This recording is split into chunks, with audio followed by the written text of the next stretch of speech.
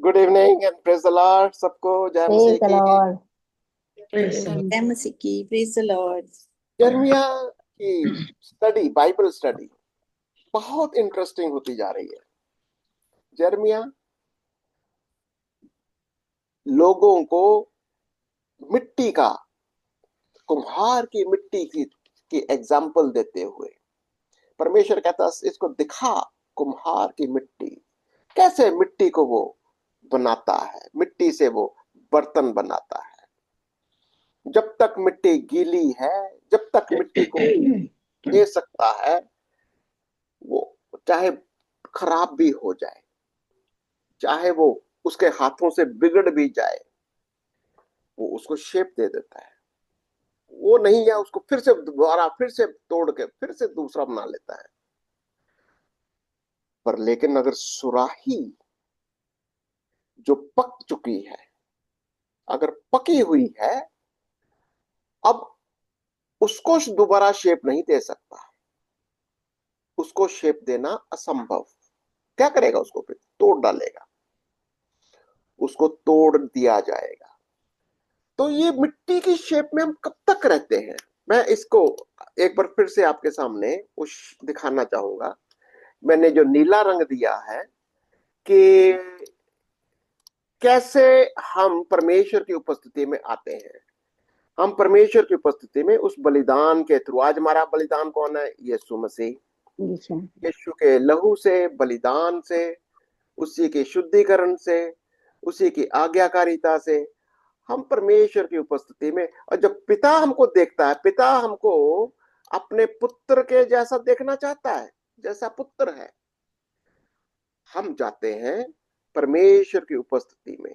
परमेश्वर की उपस्थिति में हम उसके क्या करते हैं? वहां पर जाकर जाकर बैठ जाना है।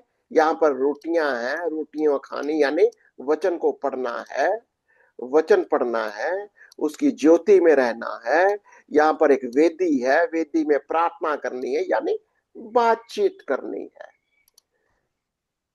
एक सिंपल सा मेथड है कि हमको, अब जब इस विधि से हम जाते हैं, हम अपने आप को दीन करते हुए बलिदान के रूप में, जैसा यीशु बलिदान हुआ, हम भी अपने शरीरों को एक जीविता बलिदान करते हुए, यानी प्रभु तू जो चाहे, तू जैसा चाहे तू मेरे साथ कर। जैसा भेड़ को बलिदान के समय वो कुछ सवाल नहीं कर सकती। जब भेड़ को बलिदान, या बकरी को, बकरे को, जो भी ये जानवर को बलिदान किया जाता है, वो उसको तो बस शरीर आगे करना है। बिल्कुल वैसे ही हमें परमेश्वर की आज्ञा का पहले पालन करना है। यीशु मसीह सबसे परफेक्ट एग्जाम्पल। प्रभु यीशु ने भी कहा, मैं वही करता हूं जो मैं अपने पिता को करते देखता करते हूं। थे। बिल्कुल कोई क्वेश्चन नहीं है। प्रभु गतसमनी बाग के अंदर, पता है मैं मरने जा रहा हूं, पता है मैं सूली पर चढ़ने जा रहा हूं, फिर भी बोलता है, हे पिता, हो सके ये कटोरा मेरे से हटा ले। ये वाली जो हमारे माइंड के अंदर, कम से कम इतना तो हमारे अंदर है। पर लेकिन फिर भी पिता, मेरी नहीं तेरी इच्छा पूरी हो, आज्ञाकारिता। परमेश्वर चाहता है ऐसी गिल्ली मिट्टी, ऐसी मिट्टी बनो, तोड़ दो उसको, खराब हो गई तोड़ दो। वो किसको रिप्रेजेंट करता है? मानव जाति को, आपको और मेरे को, सारे संसार को। संसार के अंदर हम सब लोग उस मिट्टी की तरह हैं, मिट्टी से बनाए गए पुतले हैं। कि जब पाप आ जाता है, पाप के अंदर हम अपने आप को यीशु के बलिदान में दाखिल होते हुए, जब प्रभु तू जो चाहे, तू जो करे, जो तू चाहेगा वो तू कर, हम उसकी उपस्थिति में जाते हैं। वो हमको शेप देता है, रोज रोज ठोकता है हमारे को। जैसे कुम्हार क्या करता है, रोज उसको, अब उस चक्के के ऊपर बनाता है, शेप देता है। परमेश्वर बर्तन को आपको छू। रोजाना रोजाना हम्म। अपने वचन के साथ आपके अंदर एक एक माइंड में जो भी सवाल आ रहे हैं, कहते बात करो करो। वो हमारे मनों को देखता है, मनों की गहराइयों को देखता है, क्या चल रहा है तुम्हारे में, शेप देगा उसको, सही करेगा उसको। जैसे जर्मिया, जर्मिया के माइंड में क्या चल रहा है, मैं मिट्टी में पैदा ही क्यों हुआ, याद है पिछले अध्याय 20 अध्याय में क्या पढ़ा था उसमें, मैं पैदा ही क्यों हुआ, मैं माँ के पेट में मरी क्यों ना गया। हो सकता है उसके माइंड में ये सवाल होगा। मैं, मेरा विश्वास है परमेश्वर ने उसका जवाब भी दे दिया होगा कि ये मिट्टी को तो मैं शेप दे रहा हूं, क्यों, कि अल्टीमेटली तुम्हें मेरे पुत्र के जैसे होना है, जैसा मेरा पुत्र है यीशु मसीह है, तुम्हें उसकी शेप में मैं ढाल रहा हूं। हम सबको वो अपने पुत्र के समान बना रहा है, इसीलिए तो शेप दे रहा है, बना रहा है। पर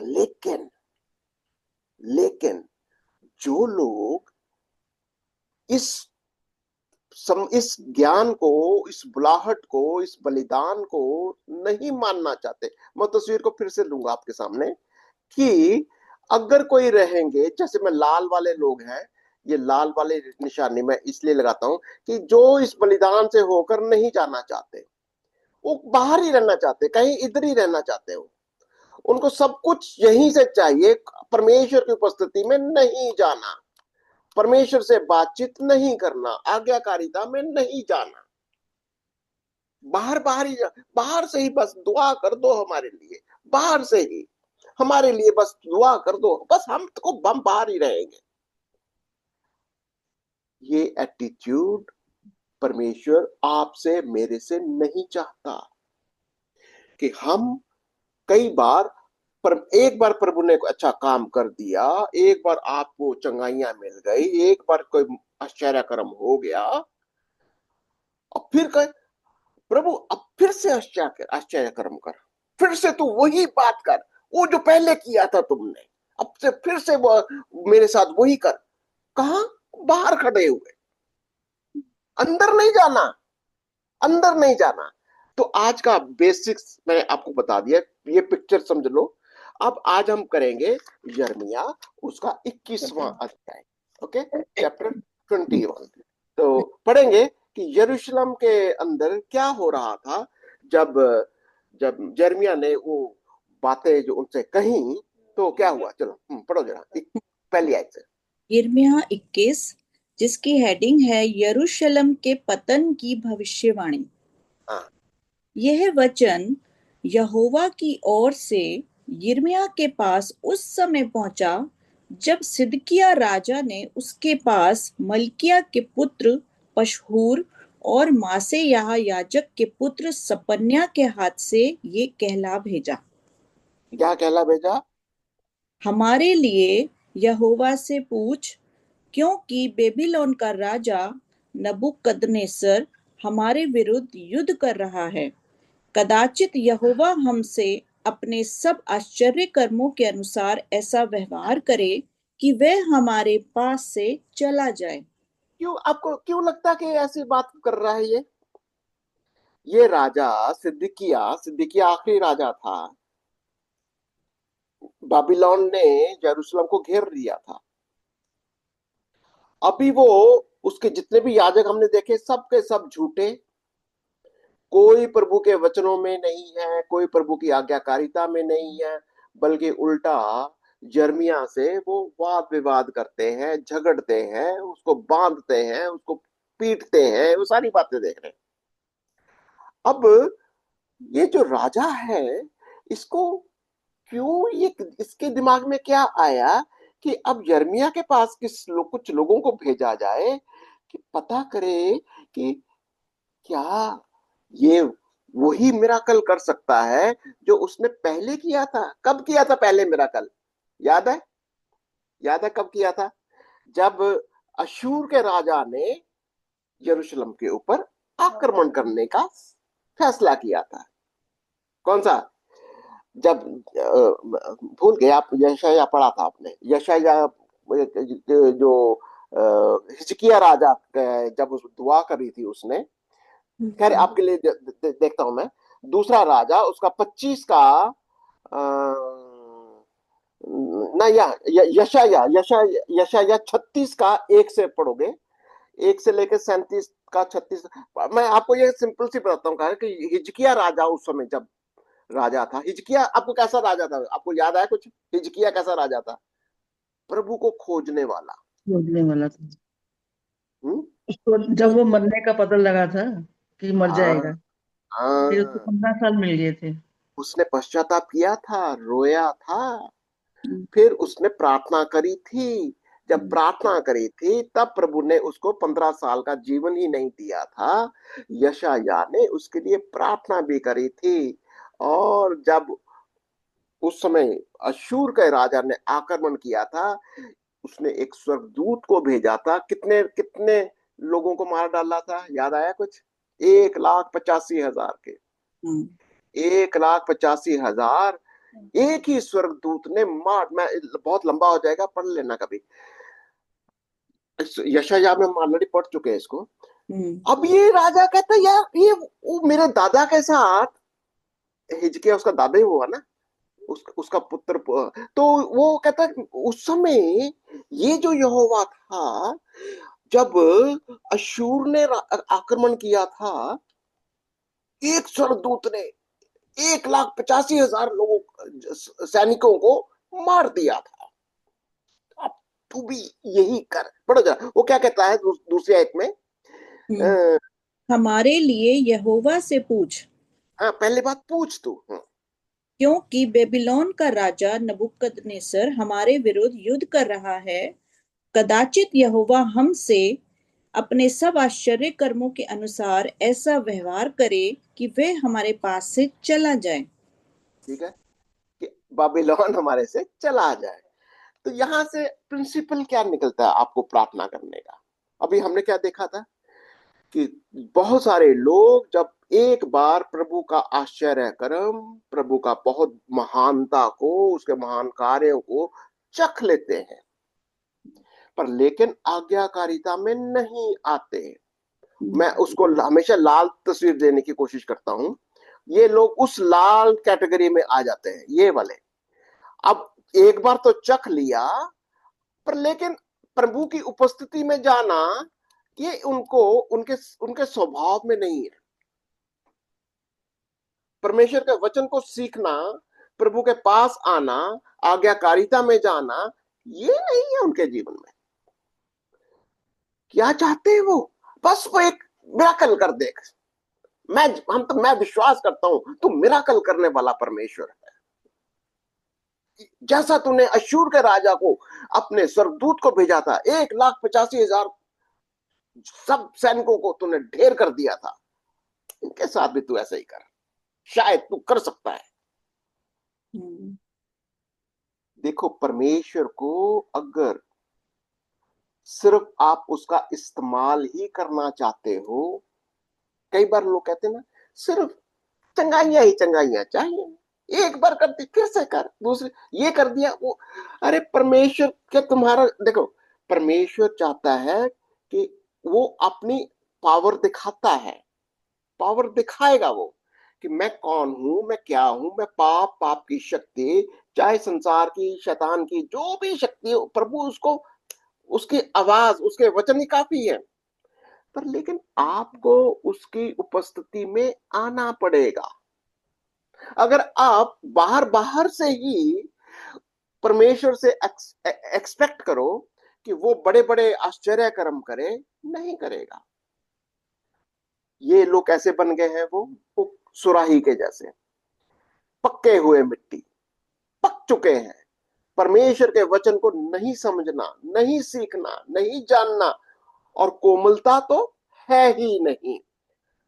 हम्म, गीली मिट्टी का स्वभाव तो है ही नहीं, बलिदान देने का स्वभाव तो है ही नहीं। हाँ, यिर्मयाह तू प्रार्थना कर, हो सकता है तेरी दुआ सुन ले वो। तो यिर्मयाह क्या कहता है उसको? तीसरी आयत। तब यिर्मयाह ने उनसे कहा, तुम सिदकिय्याह से यूं कहो, हाँ, इस्राएल का परमेश्वर यहोवा यूं कहता है, देखो, युद्ध के जो हथियार तुम्हारे हाथों में हैं, जिनसे तुम बेबीलोन के राजा और शहरपनाह शहर पनाह के बाहर घेरने वाले कसदियों से लड़ रहे हो, उनको मैं लौटाकर इस नगर के बीच में इकट्ठा करूंगा। ठीक है, लड़ाई तो तुम खुद, पहली बात तुमने खुद लड़ने का अपना फैसला किया, मैंने नहीं कहा था। देखो, परमेश ये सिद्ध किया, लोग क्या कर रहे हैं, जान उनका एक ओवर कॉन्फिडेंस, खुद लड़ने का कोशिश कर रहे हैं। परमेश्वर ने कहा ही नहीं, परमेश्वर से पूछा ही नहीं, यहोवा से पूछा ही नहीं, अपनी सेना इकट्ठी करके बाबिलोन से लड़ने का फैसला कर रहे हैं, हार रहे हैं। और क्या कहता है वह, अब मैं क्या करूंगा, तुम जो लड़ने की, तलवार से लड़ने की कोशिश कर रहे हो, अब मैं, यहोवा क्या कह रहा है, मैं बाबिलोन की तरफ से तुम्हारे विरुद्ध अब लड़ाई करूंगा, मैं लड़ूंगा। स्वर्गदूत भी नहीं लड़ेगा, मैं लड़ूंगा। और क्या कहता है, वह इस नगर में उन्हें इकट्ठा करूंगा और समय क्या करूंगा, 5वीं आयत। और मैं स्वयं हाथ बढ़ाकर और बलवंत भुजा से और क्रोध और जलजलाहट और बड़े क्रोध में आकर तुम्हारे विरुद्ध लड़ूंगा। तुम्हारे विरुद्ध लड़ूंगा। तुम जो मिट्टी के ठीकरे बन चुके हो, या बनाने, मिट्टी के ठीकरे तुम्हें मैं बना ही दूंगा, इस सुराही को तो मैं तोड़ ही दूंगा। तुम जो पक चुके हो, तुम जो अपने आप को परमेश्वर की उपस्थिति में आने से कतराते हो, आज्ञा का पालन करने से मना करते हो, तुम मेरे भविष्य वक्ताओं को, जैसा यर्मिया है, इसको तुमने, उसको मारा, उसको बेचारे को बहुत काट से बांध दिया था, पूरी रात बांधे रखा उसको। और क्या कहता है, मैं इस नगर में क्या करूंगा, मैं मैं इस नगर के, मैं इस नगर के रहने वालों को, क्या मनुष्य क्या पशु, सबको मार डालूंगा। वे बड़ी मरी से मरेंगे। तो इसका रिजल्ट कहां पर आ रहा है, तो मनुष्य का पाप किसके ऊपर जा रहा है, सृष्टि के ऊपर जा रहा है। हमने हमेशा इस चीज को सीखा कि जब हम पाप करते हैं, मनुष्य पाप करता है, इसका असर जानवरों पर पड़ता है। वो बेचारे जानवरों का क्या है, वो पक्षियों का क्या है, वो जो हरे बड़े पेड़ हैं, पौधे हैं, नदियां बह रही हैं, सूखा आ जाएगा, जानवर मर जाएंगे, सब क्योंकि तुमने पाप किया, तुम परमेश्वर की आज्ञा का पालन नहीं करते। अब मैं ये सब कुछ करूंगा, और क्या करेगा, प्रभु की क्या वाणी है। उसके बाद यहोवा की ये वाणी है, हे यहूदा के राजा सिदकिया, मैं तुझे, तेरे कर्मचारियों और लोगों को, वरन जो लोग इस नगर में मरी, तलवार और महंगी से बचे रहेंगे, उनको बेबीलोन के राजा नबूकदनेस्सर और उनके प्राण के शत्रुओं के वश में कर दूंगा। हम्म, वह उनको तलवार से मार डालेगा। उन पर ना तो वह तरस खाएगा, ना कुछ कोमलता दिखाएगा और ना कुछ दया करेगा। तो अब मैं क्या करने जा रहा हूं, क्योंकि तुम मेरी नहीं सुनते, वो तुम्हारे को छोड़ेगा नहीं। अच्छा, अगर मैं टाइम मिलेगा मैं आपको बताऊंगा कि ये बाबिलोन कौन है। ये इराक है आज का, इराक, जिस जो आज हमारा जो, और उसके बगल में ईरान, ये दो सभ्यताएं, ईरान, वो जो मादी फारस, फारस की सभ्यता, फारस का राजा, और ये इराक का राजा, दोनों परमेश्वर की ओर से है। इसको ध्यान दे देना, ज्योग्राफिकल लोकेशंस हैं ये, ज्योग्राफिकल लोकेशन में परमेश्वर लोगों को, राजाओं को रखता है, उन्हीं को उभारता है, उन्हीं का इस्तेमाल करता है। ये प्रिंसिपल को समझना है। परमेश्वर एक राजा को उठाता है, जो बाबिलोन का राजा है उसको उठाया, जब बाबिलोन का राजा कंट्रोल में नहीं आएगा, फारस के राजा को उठाएगा, फारस का राजा कंट्रोल में नहीं आएगा, क्या ग्रीस का है, यूनान के राजा को उठाएगा, यूनान का राजा कंट्रोल में नहीं आता, रोमन के राजा को उठाए, सब के सब, किस, सारे के सारे राजा किसके अधीन है, परमेश्वर के, परमेश्वर के अधीन है। राजाओं को वो उठाता है, ये संसार, बनाने वाला और गिराने वाला वही है। तो वो क्या कह रहा है कि मैं असल में चाहता क्या हूं तुम्हारे से, समझो कि मैं कौन हूं, मेरे रास्तों पर चलो। फिर वो कहता है, अभी भी उसका माइंड जो है अभी भी बड़ा दयालु है, बड़ा कृपालु है। तुम नहीं सुन रहे, फिर भी मैं तुम्हें एक रास्ता दिखाता हूँ। क्या रास्ता? देखो, 8वीं आयत। इस प्रजा के लोगों से कह कि यहोवा यूं कहता है, हम्म। देख, मैं तुम्हारे सामने जीवन का मार्ग और मृत्यु का मार्ग भी बताता हूँ। हाँ, जो जीवन का मार्ग भी बताऊंगा मैं। तुमको अगर तुमको तलवार से, मरी से, महंगाई से नहीं मरना, मैं तेरे को रास्ता देता हूँ एक। क्या रास्ता है? जरा पढ़ा जरा, 9वीं आयत। जो कोई इस नगर में रहे वह हम्म। तलवार, महंगी और मरी से मरेगा, क्या? पर जो कोई निकल कर उन कसदियों के पास जो तुमको घेर रहे हैं भाग जाए वह जीवित रहेगा और उसका प्राण बचेगा। इसकी एप्लीकेशन समझ में आ रही अभी जो हमने सीखा था? जो इस मिट्टी के शरीर में रहेगा, जो इस देश में रहेगा, इस मिट्टी में रहेगा, वहां पर तलवार चलेगी। वहां पर शैतान को पूरा इजाजत है। वो उसको, शक्ति को इजाजत देता है कि तू जहां पाप है, जहां पर मेरी आज्ञा का उल्लंघन है, तू अटैक कर। आपके लिए, मेरे लिए एक रास्ता दिया है उसने। निकल चलो इस शरीर से बाहर। कैसे? यीशु मसीह में, यीशु मसीह की मृत्यु के अंदर बपतिस्मा ले लो। यीशु मसीह की मृत्यु में एक हो जाओ, उसके मरने और जी उठने में एक होकर मेरे पास आ जाओ।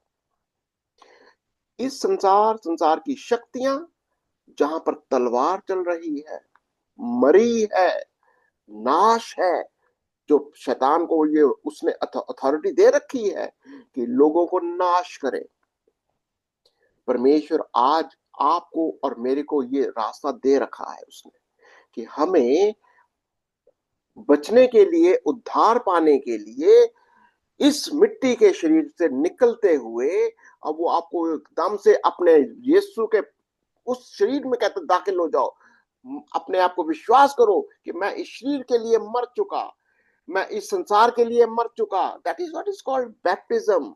मसीह में बपतिस्मा कोई रीति नहीं है कि सिर्फ कहने के लिए नहीं है, कि मेंबरशिप के लिए नहीं।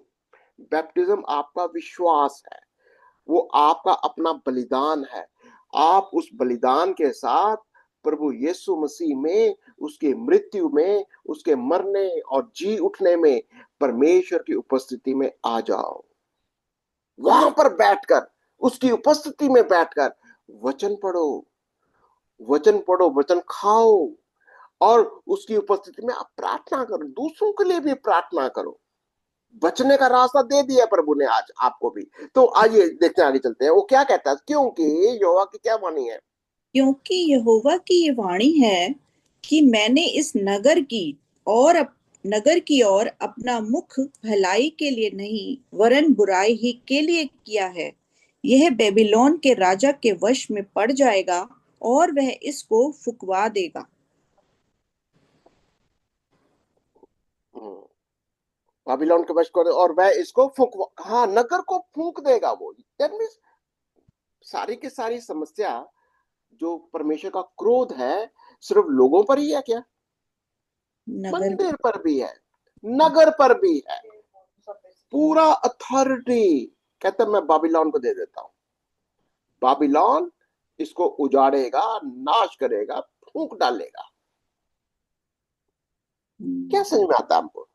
इस शरीर के अंदर जब तक हम इस शरीर के काम करेंगे, आपको याद है गलतियों के अंदर शरीर के काम, अगर शरीर के अंदर शरीर के काम करोगे तो परमेश्वर का क्रोध है। अगर पवित्र आत्मा में चलोगे, पवित्र आत्मा के फलों में, उसके कामों में, उसके साथ उसकी उपस्थिति में चलोगे, प्रभु का अनुग्रह और आशीष बनी रहेगी।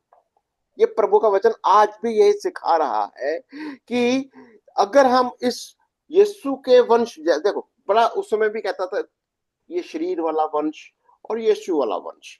यीशु के वंश में आ जाओ, यीशु के बदन में आ जाओ, यीशु के उसकी उपस्थिति में आ जाओ, हम उसके पुत्र पुत्रियां कहलाएंगे। परमेश्वर आपको अपना पुत्र के जैसा समझेगा।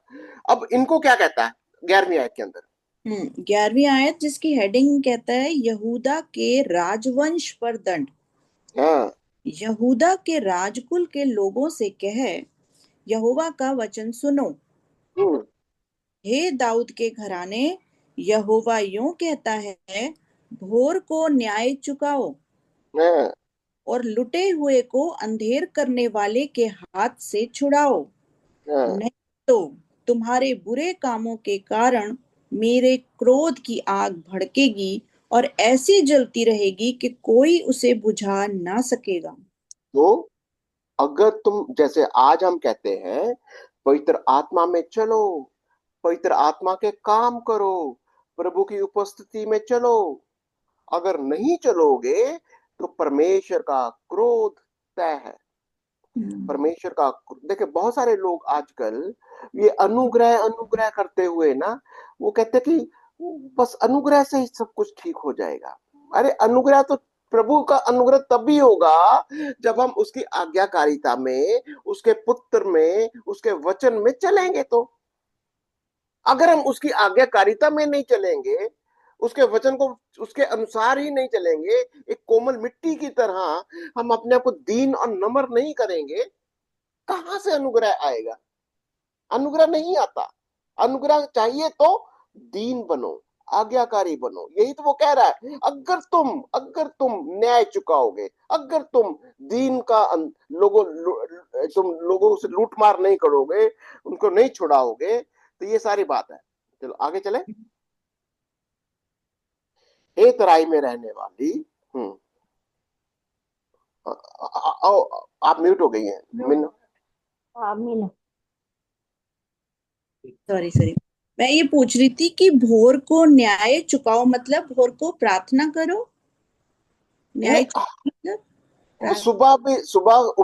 सुबह उठते ही तुम्हारा काम न्याय करने का होना चाहिए। जो सुबह उठते ही तुम कुछ भी काम करते हो, सुबह उठते लेन देन करते हो, तुम आते हो नगर में, अधिकारियों से बात हो रही है ना, राजाओं से बातें हो रही है।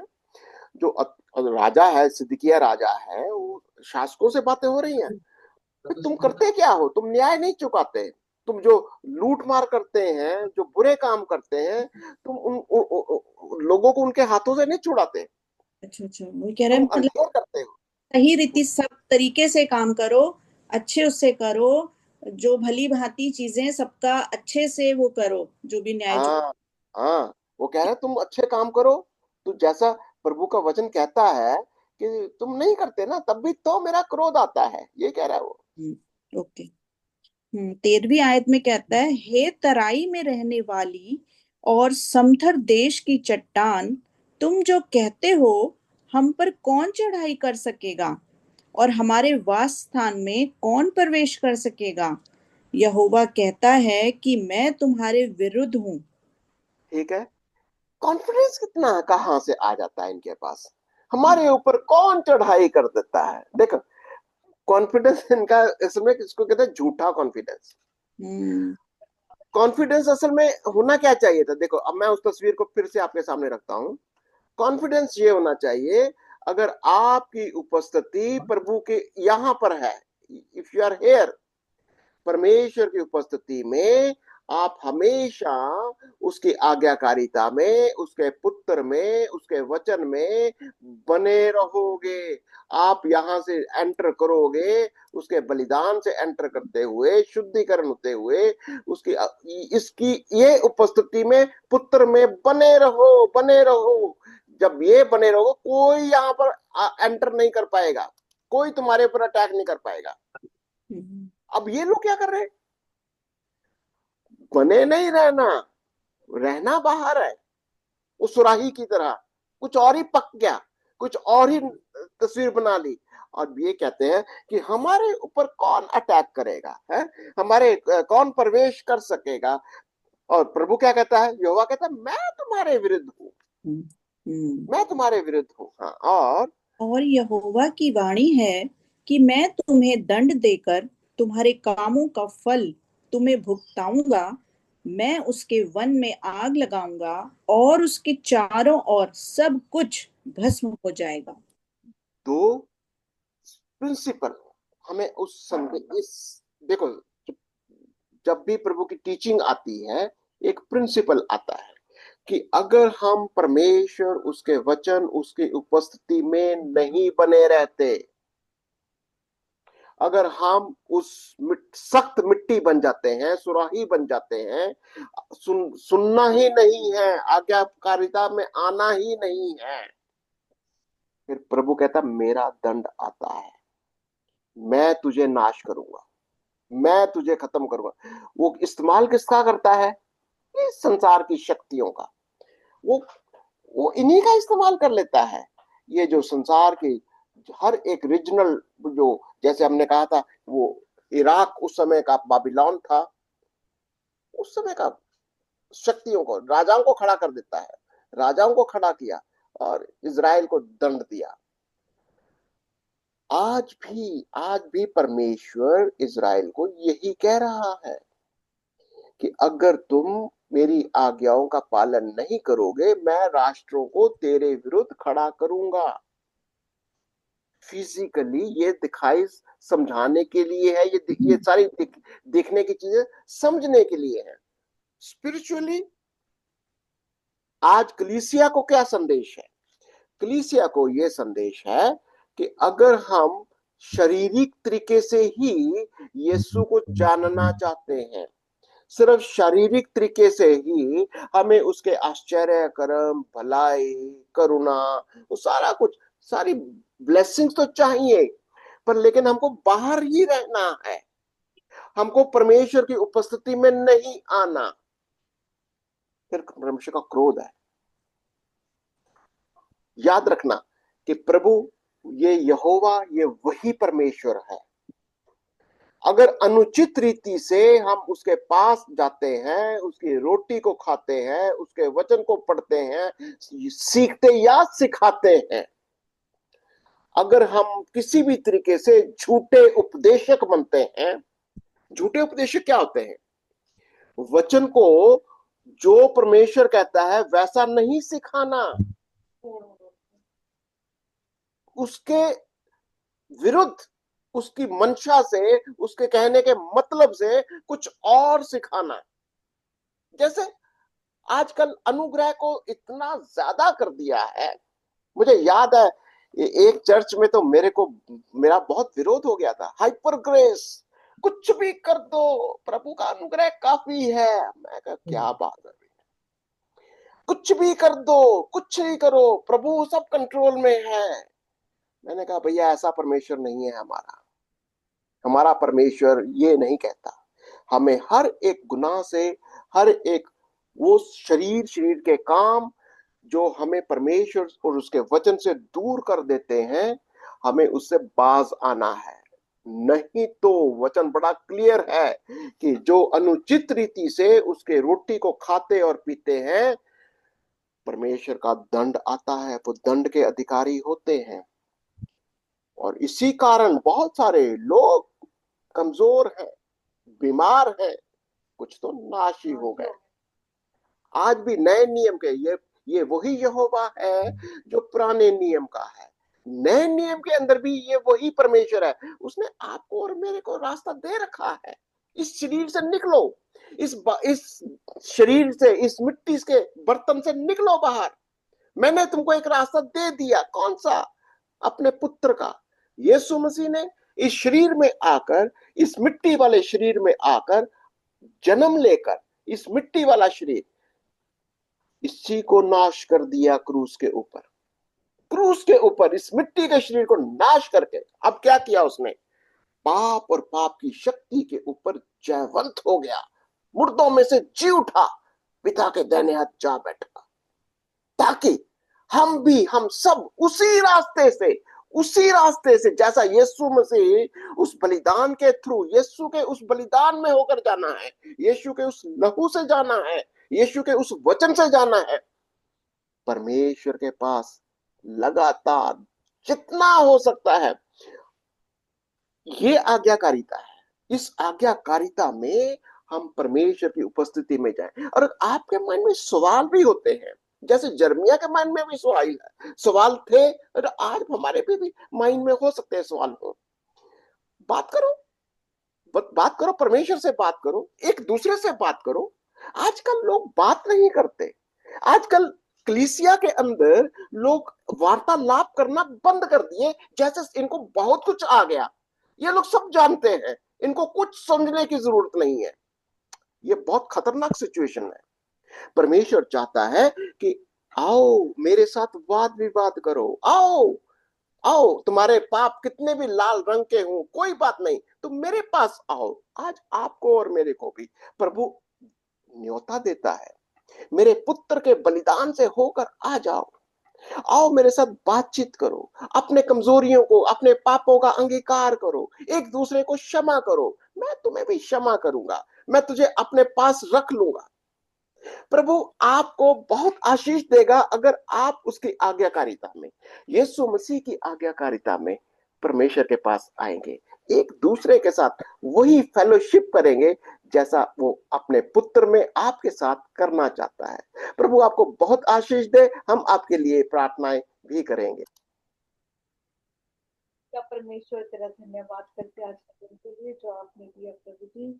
हम तेरा वचन पढ़ते प्रभु, हमें बुद्धि समझ ज्ञान देकर तेरे वचन को पढ़कर सुनकर करने वाले हो सके, आगे बताने वाले हो सके। प्रभु तेरा धन्यवाद करते प्रभु जी, और प्रार्थना करते अपने सारे भाई बहनों के लिए जो समय क्लास में आते हैं, जो ऑनलाइन देखते, सबको बुद्धि समझ ज्ञान दे कि बहुत से लोग इसको देखने वाले बने और सुनकर प्रभु को उत्तर देने वाले हो सके। तेरा धन्यवाद करते हैं। प्रार्थना करते हैं मीनू की बेटी के लिए, आज रात को जो पहुंच रही है कनाडा से, प्रभु उसे सही सलामत लेके आना अपने देश में। वो तेरी बेटी है प्रभु, उसके साथ उसका हस्बैंड और उसके और भी लोग हैं, पेरेंट्स वगैरह लड़के के, प्रभु सबको सही सलामत इंडिया में लेके आना। तेरा धन्यवाद हो, तेरी महिमा हो, तेरी स्तुति हो। हम प्रार्थना करते इजराइल देश के लिए प्रभु जी, बहुत हाहाकार मचा हुआ प्रभु, तू ही बचाने वाला है उनको। हम जानते प्रभु कोई भी सहारा न हो तो तू हमारा उनका सहारा बनेगा प्रभु। तेरा धन्यवाद। इराक के लिए, ईरान के लिए, दुबई के लिए, अबू धाबी, हर जगह प्रभु जी, ईरान मारना अपने सब बच्चों को संभालना, जितने भी इंडिया के बच्चे गए हुआ हो प्रभु जी सबके साथ होना। जैसे कि आज हमारा बेटा प्रभु जी फ्लाइट लेके गया है त्रिवेंद्रम, तो उसके साथ होना, उसके आने जाने में मदद करना, क्योंकि तू ही हमारा सहायक है, तू ही हमारा प्रभु है जो अपने बच्चों की रक्षा करते। तेरा धन्यवाद करते प्रभु जी उन बच्चों के लिए जो छोटे छोटे बच्चे वहां पे उनके साथ हो प्रभु, उनको कोई भी वहां कमी नहीं है खाने पीने की प्रभु, पर फिर भी वो तेरे देश से दूर है, अपने घरों से दूर है प्रभु। प्रार्थना करते उन सब के लिए, प्रार्थना करते तेरे दास के लिए प्रभु, अपने दास को बुद्धि समझ ज्ञान आपने दिया प्रभु, अच्छी सेहत है, तंदुरुस्ती दे, जिससे प्रभु जी तेरा वचन और आगे भी फैलता जाए और तेरी महिमा तेरी स्तुति होती है। आप बढ़ते जाए और हम घटते जाए, मानते हैं सुनते नाम से, आमीन। आमीन एंड आमीन। प्रभु आपको बहुत आशीष और बरकत